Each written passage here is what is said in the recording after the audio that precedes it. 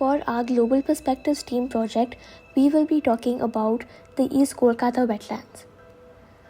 Our research question is, how does urbanization lead to the encroachment of the East Kolkata Wetlands? The East Kolkata wetlands are one of the most ecologically crucial ecosystems, contributing positively in numerous ways, such as water treatment, flood control, and biodiversity conservation. However, encroachment due to the urbanization is a significant issue which causes degradation of such ecosystems. The environmental aspect. Urbanization in the East Kolkata wetlands has resulted in a significant decrease in the area of the region. 76% of the people living around the wetlands have noticed the size of the land decrease due to increase in settlements, thus damaging the habitat of species of fish, animals, and plants present in the waters and terrain. This damage can be reinforced with further primary data wherein 66% of the residents living near the wetlands concluded that biodiversity has seen a decline. According to sources, the sewage entering the wetlands has changed considerably, particularly in recent years, since there are large quantities of industrial waste and runoff present. This further strengthens the idea that the quality of the water and number of fish have decreased due to nearby factories disposing of untreated toxic waste into the wetland waters, significantly marring the ecosystem and creating a perennial problem of pollution over time. This compares with our survey and interview of Arnab Sharma, where he says the water and its banks have become dirtier in recent years, showing how urbanization and increased toxic waste has affected the life of humans and fauna alike.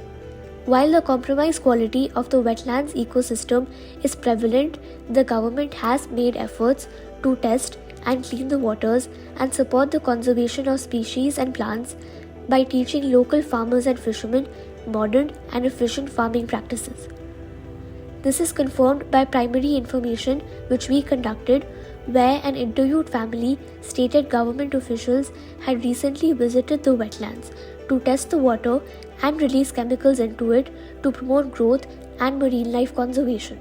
When we talk about the East Kolkata wetlands, we're describing an ecosystem that sustains both livelihoods and living standards. Secondary research shows the EKW naturally treats nearly 900 million liters of wastewater every day, providing fish, vegetables, and jobs to over 20,000 people, making it one of the world's most productive wastewater-fed systems. Our findings show how urbanization is steadily eroding this balance. From our survey, residents said the wetland area has decreased. 56.7% admitted that residential expansion has significantly harmed it. 53.3% said wastewater is now discharged directly into the drains, not into the wetlands, leading to stagnant water, mosquito breeding, and flooding. Our interviews reveal how these numbers translate into daily struggles. A dish seller who has worked there for 30 years told us that his sales have decreased noticeably, showing how small businesses are losing income. Fishermen echo this. Gautam, who has lived by the wetlands for 20 years, said that the number of buildings and houses have increased a lot, while Arnab Sharma explained that he now has to work as a security guard and labourer on the side. Proof that traditional jobs alone no longer sustain families. Living standards are also deteriorating. A family we interviewed with a small child pointed to a rising high-rise and said, once it has been built, the local people there, including them, will be forced to leave.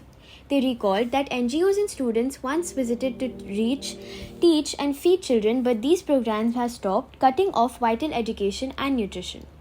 In short, the East Kolkata wetlands are not just an environmental asset, they are social lifeline. Protecting them means protecting both livelihoods and the standard of living for thousands who depend on them. Urbanization around the East Kolkata wetlands has significantly changed the economy centered around the wetlands. As stated earlier, agricultural land and water bodies are shrinking. Thus, many farmers and fishermen have reported a decline in income opportunities. A survey done by the Water Conflict Forum showed that household earnings linked to the wetland resources have fallen as fish stocks reduced and cultivation space became limited. This reflects how rapid population growth, and construction activities are disrupting traditional sources of livelihood. Small scale businesses and vendors around the wetlands have also seen falling demand as urbanization has shifted consumer habits and reduced dependence on locally produced goods. This was confirmed through a research conducted where we interviewed a local dish seller about the impacts of urbanization. He stated, "Yes, my sales have decreased noticeably. This clearly shows the changes in settlements and declining wetland activity are directly impacting the local trade and income." While this economic strain is apparent, there have been some measures to support the affected communities. Non governmental organizations and government initiatives have tried to introduce modern practices, vocational training, and market connection for fishermen and small vendors. However, these efforts are not enough to compare with the fast paced urban world, leaving the communities vulnerable to income insecurity and economic displacement. The East Kolkata Wetlands covers an estimated 12,500 hectares and is a Ramsar designated site because of the environmental and socio-economic value. Due to its value and contribution to Kolkata's ecosystem, in 2006 the government created the East Kolkata Wetlands Management Authority to ensure proper land use and preservation of the area. This system of authority is extremely relevant in today's world as the wetlands are a major source of food production, producing 20,000 tons of fish and 50,000 tons of vegetables per year. This region acts as a low-cost, reliable, and natural wastewater treatment mechanism, which is why it must be protected. However, this legal protection has not prevented encroachment and pollution. Illegal dumping and unauthorized waste disposal in these protected zones have risen and are causing policies of protection of wetlands to weaken significantly. This could be because, although laws against illegal construction are present, there is a lack of enforcement and initiatives which prevent encroachment.